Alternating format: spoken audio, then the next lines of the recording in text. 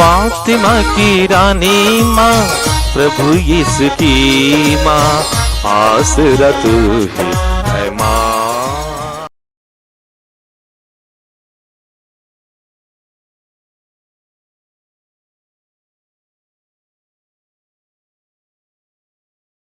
पहला पाठ। श्रेष्ठ गीत, अध्याय 2, पद संख्याएं 8 से 14 तक। मैं अपने प्रियतम की आवाज सुन रही हूँ। वह पर्वतों पर उछलते कूदते, पहाड़ियों को लांघते हुए आ रहा है। मेरा प्रियतम चिकोर के सदृश है अथवा तरुण वृक्ष के सदृश। वह हमारी दीवार की ओट में खड़ा है। वह खिड़की से ताक रहा है। वह जाली में से झांक रहा है। मेरा प्रियतम बोल रहा है। वह मुझसे कहता है, प्रिय सुंदरी, उठो, मेरे साथ चलो। सुनो, शीतकाल बीत गया है। वर्षा ऋतु समाप्त हो रही है। पृथ्वी पर फूल खिलने लगे। गीत गाने का समय आ गया और हमारे देश में कपोत की गुंजन सुनाई दे रही है। अंजीर के पेड़ में नए फल लगे हैं और दाखलताओं के फूल महक रहे हैं। प्रिय सुंदरी, उठो, मेरे साथ चलो। मेरी कपोती चट्टानों की दरारों में, पर्वतों की गुफाओं में छिपने वाली, मुझे अपना मुख दिखाओ, अपनी आवाज सुनने दो, क्योंकि तुम्हारा कंठ मधुर है और तुम्हारा मुख सुंदर है। प्रभु की वाणी। ईश्वर को धन्यवाद। भजन अनुवाक्य। हे धर्मियों, प्रभु में आनंद मनाओ, उसके आदर में नया गीत गाओ। हे धर्मियों, प्रभु में आनंद मनाओ, उसके आदर में नया गीत गाओ। वीणा बजाकर प्रभु का धन्यवाद करो। सारंगी पर उसका स्तुतिगान करो। उसके आदर में नया गीत गाओ। मन लगाकर वीणा बजाओ। अनुवाक्य। हे धर्मियों, प्रभु में आनंद मनाओ, उसके आदर में नया गीत गाओ। हे धर्मियों, प्रभु में आनंद मनाओ, उसके आदर में नया गीत गाओ। प्रभु की योजनाएं चिरस्थायी है। उसके उद्देश्य पीढ़ी दर पीढ़ी बने रहते हैं। धन्य हैं वे लोग जिनका ईश्वर प्रभु है, जिन्हें प्रभु ने अपनी प्रजा बना लिया है। अनुवाक्य। हे धर्मियों, प्रभु में आनंद मनाओ, उसके आदर में नया गीत गाओ। हे धर्मियों, प्रभु में आनंद मनाओ, उसके आदर में नया गीत गाओ। हम प्रभु की राह देखते रहते हैं। वही हमारा उद्धारक और रक्षक है। हम उसकी सेवा करते हुए आनंदित हैं और उसके पवित्र नाम पर भरोसा रखते हैं। अनुवाक्य। हे धर्मियों, प्रभु में आनंद मनाओ, उसके आदर में नया गीत गाओ। हे धर्मियों, प्रभु में आनंद मनाओ, उसके आदर में नया गीत गाओ। जय घोष। हालेलुया। हे इमानुएल, हमारे राजा और विधायक। हे हमारे प्रभु ईश्वर, हमें बचाने आने की कृपा कर। हालेलुया। प्रभु आप लोगों के साथ हो और आपकी आत्मा के साथ। संत लूकास के अनुसार पवित्र सुसमाचार। हे प्रभु, तेरी महिमा हो। अध्याय 1 पद संख्याएं 39 से 45 तक। मरियम पहाड़ी प्रदेश में यूदा के एक नगर के लिए शीघ्रता से चल पड़ी। उसने जकरियस के घर में प्रवेश कर एलिजाबेथ का अभिवादन किया। जो ही एलिजाबेथ ने मरियम का अभिवादन सुना, बच्चा उसके गर्भ में उछल पड़ा और एलिजाबेथ पवित्र आत्मा से परिपूर्ण हो गई। वह ऊंचे स्वर से बोल उठी, आप नारियों में धन्य हैं और धन्य है आपके गर्भ का फल। मुझे यह सौभाग्य कैसे प्राप्त हुआ कि मेरे प्रभु की माता मेरे पास आई, क्योंकि देखिए जो ही आपका प्रणाम मेरे कानों में पड़ा, बच्चा मेरे गर्भ में आनंद के मारे उछल पड़ा। और धन्य हैं आप जिन्होंने यह विश्वास किया कि प्रभु ने आपसे जो कहा वह पूरा हो जाएगा। प्रभु का सुसमाचार। हे क्रिस्त तेरी स्तुति हो। क्रिस्त में प्रिय भाई बहनों, आज का पहला पाठ सुलेमान के सर्वश्रेष्ठ गीत से है। अध्याय 2 पद संख्याएं 8 से 14 तक। आदिम कलीसिया से यह विश्वास रहा कि सुलेमान के सर्वश्रेष्ठ गीत में वधु हमारी आत्मा है, वर प्रभु यीशु हैं। इसलिए आज वधु का कहना है, मैं अपने प्रियतम की आवाज़ सुन रही हूँ। देखो वह पर्वतों पर उछलते कूदते पहाड़ियों को लांघते हुए आ रहा है। मेरा प्रियतम चिकारे के सदृश है अथवा तरुण मृग के सदृश। देखो वह हमारी दीवार की ओट में खड़ा है, वह खिड़की से ताक रहा है, वह जाली में से झांक रहा है।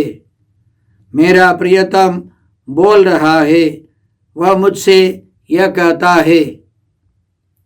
तो वर प्रभु यीशु का कहना है, प्रिय सुंदरी उठो मेरे साथ चलो। देखो शीतकाल बीत गया है, वर्षा ऋतु समाप्त हो गई है, पृथ्वी पर फूल खिलने लगे हैं, गीत गाने का समय आ गया है और हमारे देश में कपोत की कूजन सुनाई दे रही है। अंजीर के पेड़ में नए फल लग गए हैं और दाखलताओं के फूल महक रहे हैं। प्रिय सुंदरी उठो मेरे साथ चलो। चट्टानों की दरारों में, पर्वतों की गुफाओं में छिपने वाली मेरी कपोती, मुझे अपना मुख दिखाओ, अपनी आवाज़ सुनने दो, क्योंकि तुम्हारा कंठ मधुर है और तुम्हारा मुख सुंदर है। ईश्वर ने हमको प्रेम से बनाया है, हमारा सृष्टि किया है और प्रभु यीशु आकर अपने प्रेम का सबसे बड़ा वर्णन करते हैं। उनका कहना है संत यूहन्ना के सुसमाचार अध्याय 3 पद संख्याएं 16 और 17 में, ईश्वर ने संसार को इतना प्यार किया कि उसने उसके लिए अपने इकलौते पुत्र को अर्पित कर दिया, जिससे जो उसमें विश्वास करता है उसका सर्वनाश ना हो बल्कि अनंत जीवन प्राप्त करे। ईश्वर ने अपने पुत्र को संसार में इसलिए नहीं भेजा कि वह संसार को दोषी ठहराए, उसने उसे इसलिए भेजा है कि संसार उसके द्वारा मुक्ति प्राप्त करे। इस दुनिया से जाने के पहले प्रभु यीशु ने और गहराई से समझाया, मैं सच्ची दाखलता हूँ और मेरा पिता बागवान है। मैं दाखलता हूँ और तुम ढालियाँ हो। और प्रभु यीशु अपने महान प्रेम के बारे में हमको इसी तरह समझाया, मैंने तुम लोगों से यह इसलिए कहा है कि तुम मेरे आनंद के भागी बनो और तुम्हारा आनंद परिपूर्ण हो। प्रभु यीशु हमसे गहरा रिश्ता चाहते हैं।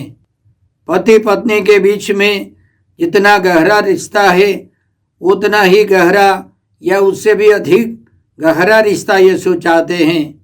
इसलिए प्रकाशना ग्रंथ अध्याय 3 पद संख्या 20 में यीशु इस प्रकार कहते हैं, मैं द्वार के सामने खड़ा होकर खटखटाता हूँ। यदि कोई मेरी वाणी सुनकर द्वार खोलेगा तो मैं उसके यहाँ आकर उसके साथ भोजन करूँगा और वह मेरे साथ। यीशु के ज़माने के लोग, यहूदी लोग इस वचन से अच्छी तरह समझ सकते थे, क्योंकि जिस युवक की शादी होने वाली है वह अपने पिता के साथ जाएगा होने वाली पत्नी के घर, उसका द्वार बंद होगा और उस युवक को उस द्वार पर खटखटाना है। भीतर से लड़की देखेगी और उसको पसंद आएगा तो वह द्वार खोलेगी तो बेटा और बाप सब अंदर प्रवेश करेंगे और उसके बाद बाताबाती होगी, भोजन करेंगे और वे रिश्ते को आगे बढ़ाएंगे। प्रभु यीशु हमारे साथ घनिष्ठ रिश्ता चाहते हैं। हम पिता ईश्वर को धन्यवाद देते हैं क्योंकि प्रभु यीशु मनुष्य के रूप में इस दुनिया में आए हमारी मुक्ति के लिए, और प्रभु यीशु हमारे अंदर निवास करना चाहते हैं। इसलिए परम प्रसाद के संदर्भ में प्रभु यीशु का कहना था, जो मेरा मांस खाता और मेरा रक्त पीता है वह मुझ में निवास करता है और मैं उसमें।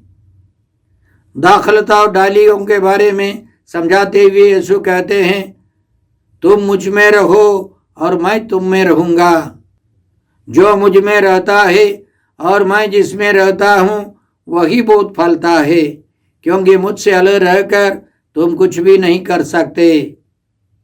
तो इस आगमन काल के अंतिम हिस्से में हम प्रार्थना करें कि हम आने वाले बड़े दिन में और आने वाले दिनों में प्रभु यीशु से और गहराई से रिश्ता रखें, प्रभु को प्यार करें, प्रभु पर विश्वास रखें, प्रभु पर भरोसा रखें। इसके लिए हम प्रार्थना करते हैं। आज के सुसमाचार में बहुत सारे रहस्य छिपे हैं। सबसे पहले हमने सुना मरियम पहाड़ी प्रदेश में यूदा के एक नगर के लिए शीघ्रता से चल पड़ी, बहुत तेजी से चल पड़ी। यह एक बहुत बड़ा रहस्य है। इसके पहले मरियम पवित्र आत्मा से भर गई थी, उनके गर्भ में बालक यीशु आ गए और वे शीघ्रता से चल पड़ी। संत लूकास यह नहीं लिखते हैं कि उनके साथ और कोई था, मालूम नहीं है, लेकिन मरियम शीघ्रता से चल पड़ी। संत मत्ती के सुसमाचार अध्याय 4 पद संख्या 18 से हम लोग पढ़ते हैं, गलीलिया के समुद्र के किनारे टहलते हुए यीशु ने 2 भाइयों को देखा, सीमोन जो पेतरुस कहलाता है और उसके भाई अंद्रयास को। वे समुद्र में जाल डाल रहे थे क्योंकि वे मछुए थे। यीशु ने उनसे कहा, मेरे पीछे चले आओ, मैं तुम्हें मनुष्यों के मछुए बनाऊंगा। वे तुरंत अपने जाल छोड़कर उनके पीछे हो लिए। वे तुरंत अपने जाल सब छोड़कर यीशु के पीछे हो लिए। फिर याकूब और यूहन्ना के बारे में हम लोग इस प्रकार पढ़ते हैं, जब यीशु ने उनको बुलाया वे तुरंत नाव और अपने पिता को छोड़कर उनके पीछे हो लिए। सबसे पहले वे काम कर रहे थे, चुस्त थे। यीशु ऐसे लोगों को बुलाते हैं जो चुस्त है, उत्साही है, काम करने वाले हो, और यीशु जल्दी ही उनको बुलाते हैं और उनका उत्तर भी तुरंत है, क्योंकि मुक्ति निकट है, मुक्ति आज अभी संभव है। इसलिए जब यीशु ने जाके उसको गूलर के पेड़ पर देखा, यीशु ने इस प्रकार उसको पुकार कर कहा, जाके उस जल्दी नीचे आओ, जल्दी नीचे आओ, क्योंकि आज मुझे तुम्हारे यहाँ ठहरना है। जक्केउस भी कमजोर नहीं था। जक्केउस के बारे में संत लूकस लिखते हैं, उसने तुरंत उतरकर आनंद के साथ अपने यहाँ यीशु का स्वागत किया। यीशु कहते हैं जल्दी नीचे आओ, और वह तुरंत नीचे उतर आया। यीशु चाहते हैं कि हम जल्दी ही अपने कर्तव्य पूरे करें। इसलिए कुरिन्थियों के नाम दूसरे पत्र अध्याय 6 में पद संख्या 2 में संत पौलुस इसी तरह लिखते हैं, क्योंकि वह कहता है उपयुक्त समय में मैंने तुम्हारी सुनी, कल्याण के दिन मैंने तुम्हारी सहायता की, और देखिए अभी उपयुक्त समय है, अभी उपयुक्त समय है, अभी कल्याण का दिन है। मुक्ति आज संभव है, अभी संभव है, कल का कोई गारंटी नहीं है। आज हमारे लिए वास्तविकता है, इसलिए हमें अभी प्रयास करना है, अभी तत्पर रहना है। पवित्र आत्मा हमको प्रेरित करता है, मरियम के समान हम लोग भी शीघ्रता से मुक्ति के लिए निकल पड़े। हम सबों के दिल में एक तीव्रता होनी चाहिए, एक उत्साह होना चाहिए। आज के सुसमाचार का दूसरा एक विषय है कि मरियम ने एलिजाबेथ के घर में प्रवेश कर उनका अभिवादन किया, और एलिजाबेथ पवित्र आत्मा से परिपूर्ण हो गई, और बालक यूहन्ना बपतिस्ता भी पवित्र हो गए, पवित्र आत्मा से भर गए। और उस संदर्भ में हम लोग ये भी पढ़ते हैं कि जकरियस भी कुछ दिनों के बाद पवित्र आत्मा से भर गया। कहने का मतलब उस परिवार के सभी सदस्य पवित्र आत्मा से भर गए। इससे हम क्या सीखते हैं? जहाँ प्रभु यीशु और माता मरियम पहुँच जाते हैं, वहाँ सभी लोग पवित्र आत्मा से भर जाएंगे। जिन जिन परिवारों में माता मरियम और यीशु प्रवेश करते हैं, वहाँ सभी लोग पवित्र आत्मा से भर जाएंगे। और हमें प्रार्थना करनी है कि सभी परिवारों में प्रभु यीशु और माता मरियम पहुँच जाए। याद रखें, काना नगर में विवाह भोज के समय माता मरियम वहाँ थी, प्रभु यीशु वहाँ थे, उनके शिष्य भी वहाँ थे। दाखरस घट जाने पर माता मरियम के आग्रह पर प्रार्थना सुनकर प्रभु यीशु ने सबसे पहला चमत्कार किया। पानी को अंगूरी में बदलकर प्रभु ने अपने पहले चमत्कार को प्रकट कर अपनी महिमा प्रकट की। उनके शिष्यों ने उनमें विश्वास किया। इन सब घटनाओं से हमें सीखना है कि जहाँ माता मरियम है, जहाँ प्रभु यीशु है, वे दोनों है, वहाँ चमत्कार होगा। पवित्र आत्मा से सभी सदस्य भर जाएंगे। इस संदर्भ में हमें प्रार्थना करनी है, प्रयास करना है कि सभी ईसाई परिवारों में पारिवारिक प्रार्थना हो।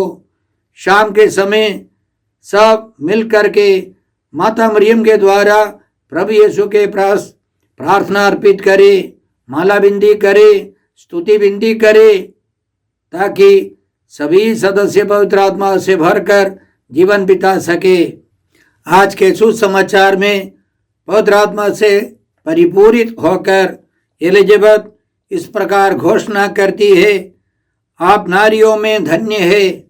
माता मरियम सभी नारियों में धन्य है, और धन्य है आपके गर्भ का फल, यानी प्रभु यीशु। मुझे यह सौभाग्य कैसे प्राप्त हुआ कि मेरे प्रभु की माता मेरे पास आई। आदिम कलीसिया से विश्वासियों को मालूम था कि माता मरियम प्रभु की माँ है, ईश्वर की माँ है। इसका मतलब यह नहीं है कि माता मरियम ने ईश्वर को जन्म दिया है, ऐसा नहीं। प्रभु यीशु ईश्वर का पुत्र है, त्रिएक ईश्वर का दूसरा व्यक्ति है। यीशु मनुष्य के रूप में आए, माता मरियम ने बालक यीशु को जन्म दिया, इसलिए माता मरियम ईश्वर की माँ है। आदिम कलीसिया से यह विश्वास प्रकट हुआ था और 431 ईस्वी में एफेसुस की महासभा में कलीसिया ने घोषणा की, माता मरियम थियोटोकोस है, ईश्वर की माँ है। हम ईश्वर को, पिता ईश्वर को धन्यवाद देते हैं प्रभु यीशु के लिए और उनकी माँ जो ईश्वर की माँ है, ईश्वर के पुत्र की माँ है, उनके लिए धन्यवाद देकर हम प्रार्थना करते हैं कि हम भी एलिजाबेथ के समान प्रभु यीशु और माता मरियम का स्वागत करें। हमारे परिवारों को यीशु और माँ मरियम मिलकर बदल दे। आइए हम प्रार्थना करते हैं। हे अब्बा पिता, हे प्रभु यीशु, हे पवित्र आत्मा ईश्वर, आज के सारे पवित्र वचनों के लिए हम तुझे धन्यवाद देते हैं और तुझसे प्रार्थना करते हैं कि हमारे परिवारों को भी जकरियस और एलिजाबेथ के परिवार के समान पवित्र बना दे। सभी परिवारों में विश्वास का वरदान उतरे, पवित्रता का वरदान उतरे। हम ये प्रार्थना करते हैं प्रभु क्रिस्त के द्वारा। हमारे प्रभु यीशु क्रिस्त की कृपा, ईश्वर का प्रेम और पवित्र आत्मा का साहचर्य आप सबों को प्राप्त हो। आमीन।